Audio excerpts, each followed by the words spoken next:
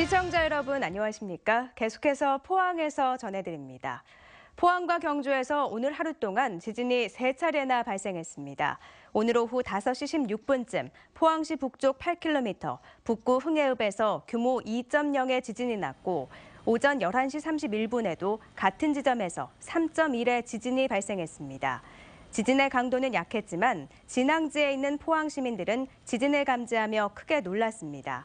이보다 앞선 오전 5시 41분에는 경주시 남쪽 9km 내남면에서 규모 2.2의 지진이 났습니다.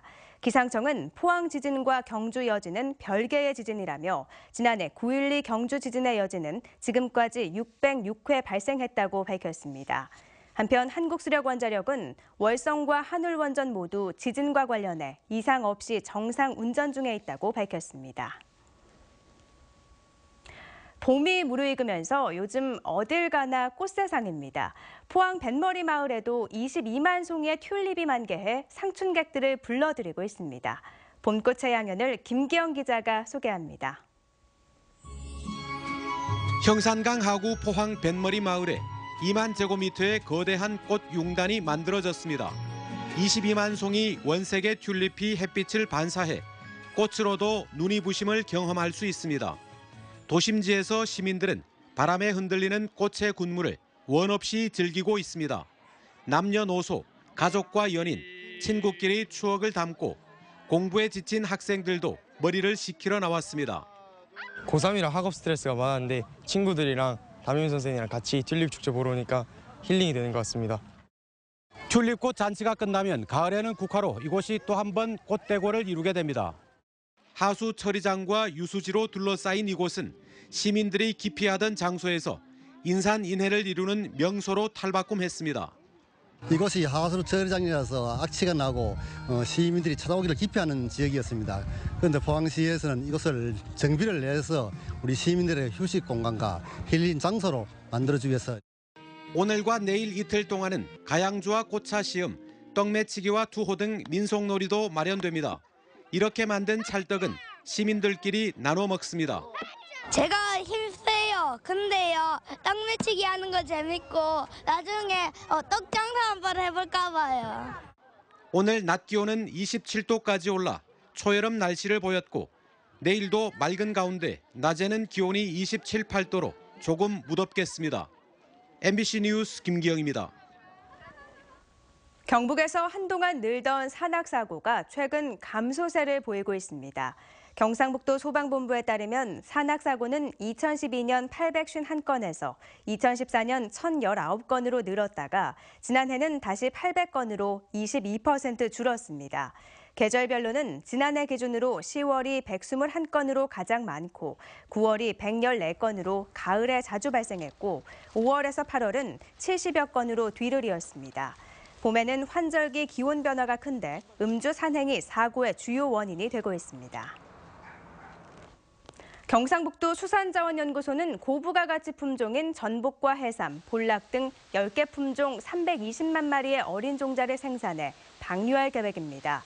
또 육상 양식의 주 대상 품종인 강도다리를 대체할 쥐노래미 시험 양식과 대문어 등 7개 품종의 종자 생산 기술 개발 연구에 집중할 예정입니다.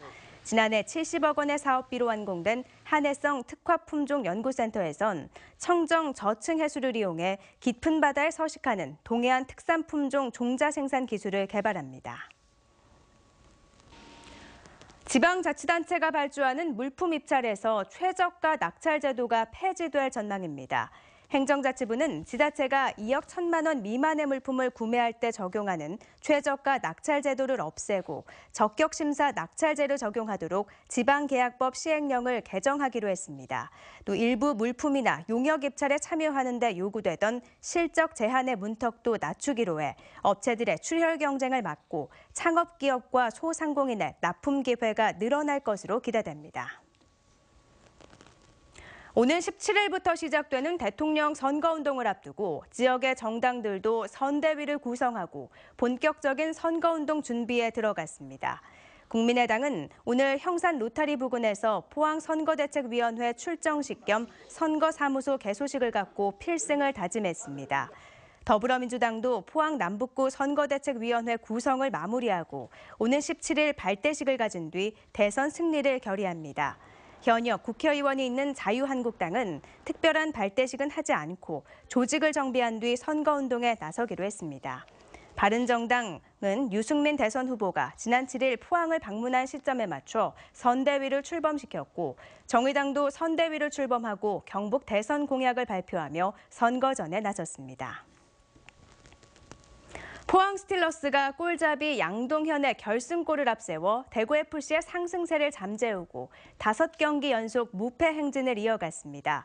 포항은 오늘 스틸야드에서 열린 대구FC와 KEB 하나은행 K리그 클래식 2017 6라운드 홈경기에서 룰리냐의 선제골과 양동현의 결승골에 힘입어 대구를 2대1로 물리쳤습니다. 이로써 포항은 3연승과 함께 최근 5경기 연속 무패인 4승 1무의 성적으로 K리그 1위를 달리고 있습니다. 포스코 캠텍이 오는 2020년까지 2차 음극재 생산 규모를 3만 톤까지 확대하기로 했습니다. 지난 2011년 음극재 사업을 시작한 포스코 캠텍은 현재 6천 톤 규모의 생산 능력을 갖추었고 오는 2020년까지 단계적 투자를 통해 3만 톤 생산 체제를 구축합니다. 한편 권호준 포스코 회장은 최근 포스코 캠텍의 음극재 공장을 방문해 2차 전지 음극재를 자동 생산하는 스마트 팩토리를 구축하겠다고 밝혔습니다. 이상으로 포항 MBC 뉴스데스크를 마칩니다. 고맙습니다.